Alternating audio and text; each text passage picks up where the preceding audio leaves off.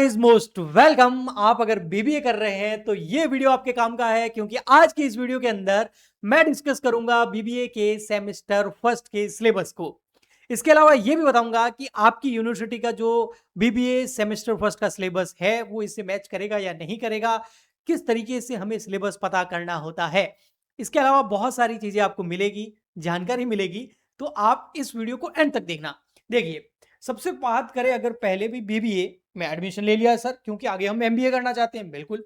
तो जो बीबीए है उसका फुल फॉर्म होता है bachelor of business administration.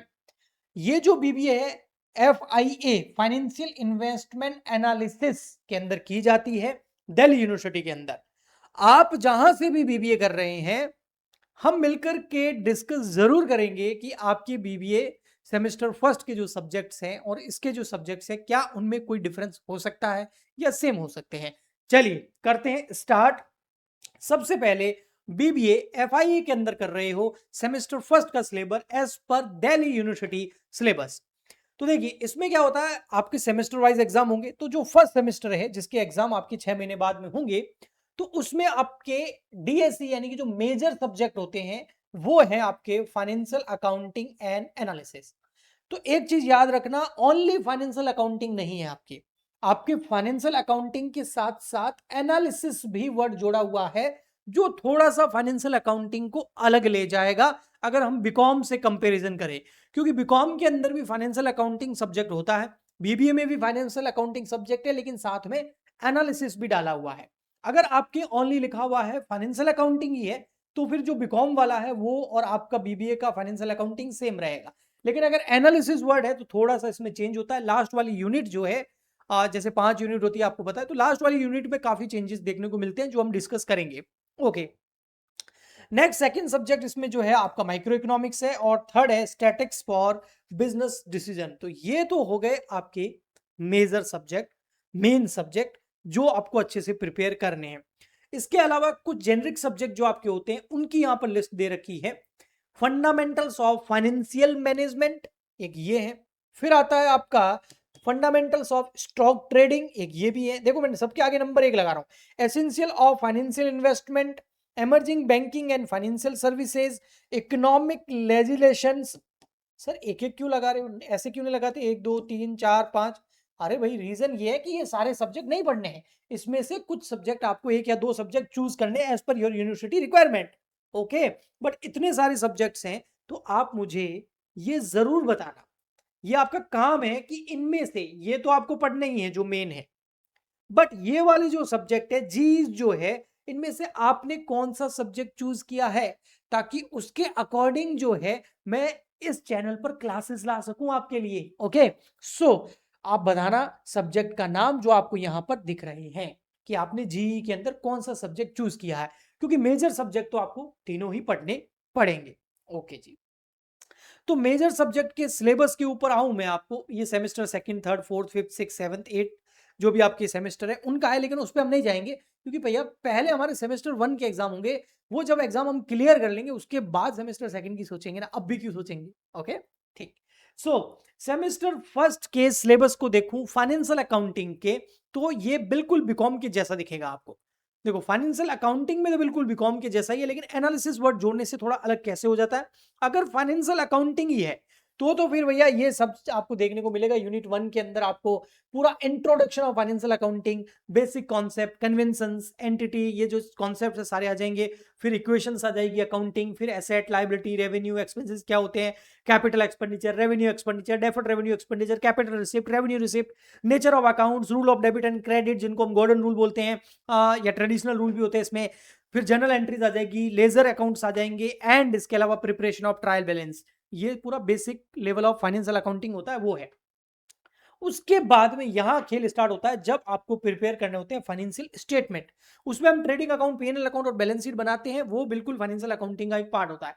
But आपके सिलेबस में क्या है, थोड़ा बीकॉम से अलग कैसे आपका फाइनेंशियल अकाउंटिंग, क्योंकि आपको यहां पर कंपनीज एक्ट 2013 के शेड्यूल नंबर 3 के अंदर जो फॉर्मेट्स दे रखे हैं फाइनेंशियल स्टेटमेंट के, जिसमें एक है स्टेटमेंट ऑफ पीएनएल, एक है आपका स्टेटमेंट ऑफ बैलेंस शीट, और एक है आपका कैश फ्लो स्टेटमेंट। वो तीनों भी आपके सिलेबस में है, जो कि बीकॉम से आपके फाइनेंशियल अकाउंटिंग के सिलेबस को थोड़ा अलग बनाते हैं। ओके, तो यहां आपको पता चल गया होगा। इसके अलावा फिर आपका ये कुछ है आईएफआरएस वगैरह, ये कुछ हद तक तो आपको वहां देखने को मिलता है फाइनेंशियल अकाउंटिंग में जो बीकॉम वाला है, लेकिन बीबीए के अंदर आपके काफी सारे जो अकाउंटिंग स्टैंडर्ड्स है वो भी डाल दिए गए। जैसे इंडियस 1 आपको पढ़ना है अच्छे से, इंडियस 7 कैश फ्लो पढ़ना है, और इंडियस 109 फाइनेंशियल इंस्ट्रूमेंट भी आपको पढ़ने हैं। इसके अलावा फिर लास्ट यूनिट सबसे इंपॉर्टेंट है, ये बिल्कुल बीकॉम के फाइनेंशियल अकाउंटिंग में ये नहीं है, आपके बिल्कुल बीबीए के फाइनेंशियल अकाउंटिंग में डाल दी गई है, इसीलिए लिखा हुआ है फाइनेंशियल अकाउंटिंग एंड एनालिसिस। क्योंकि यहां पर जो कंपनीज एक्ट 2013 के अंदर शेड्यूल नंबर 3 के अंदर जो फॉर्मेट्स दे रखे हैं, balance sheet, statement of PNL, cash flow, तो उन सब के यहाँ पर एनालिसिस भी करने होते हैं। तो एनालिसिस यानी कि कंपैरिजन भी करने होते हैं, इसकी टेक्निक्स पढ़नी पड़ेगी आपको, इसके टूल्स पढ़ने पड़ेंगे। ओके, इसके अलावा थोड़ा बहुत और भी एनालिसिस के यहाँ पर तरीके आपको मिलेंगे। तो इस वजह से क्या है, जो लगभग 20 to 30% आपका सिलेबस है वो बीकॉम के फाइनेंशियल अकाउंटिंग से अलग है। अगर आपके बीबीए सेमेस्टर फर्स्ट के मेन फाइनेंशियल अकाउंटिंग सब्जेक्ट में, सब्जेक्ट का जो नाम है वो ये लिखा हुआ है फाइनेंशियल अकाउंटिंग एंड एनालिसिस, तो है ओनली फाइनेंशियल अकाउंटिंग लिखा हुआ है, तो फिर बीकॉम वाला और आपका फाइनेंशियल अकाउंटिंग एकदम सेम है। समझ गए होंगे आप। अब आप एक काम कीजिए सर, आपने फाइनेंशियल अकाउंटिंग का सिलेबस बता दिया हमको, ठीक है सर, हम ये जो हमारा माइक्रो इकोनॉमिक्स है ये भी हम सिलेबस देख लेंगे, यहाँ पर इकोनॉमिक्स के बारे में है, ठीक है।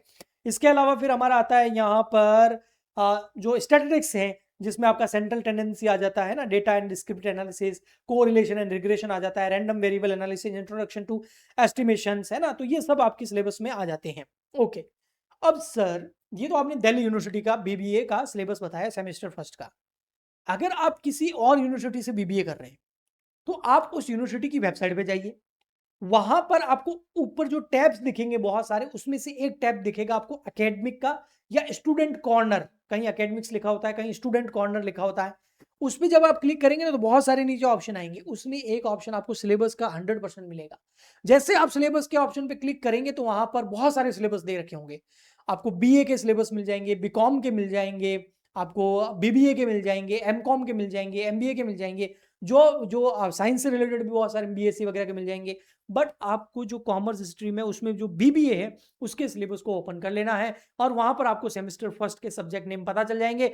जैसे आपको सब्जेक्ट नेम पता चले, आप मुझे इस वीडियो के नीचे कमेंट करके जरूर बताना कि सर हमारे जो बीबीए सेमेस्टर फर्स्ट है उसमें ये सब्जेक्ट है, तो फिर उस हिसाब से ही मैं लेक्चर्स आपके इस चैनल पर लेके आऊंगा।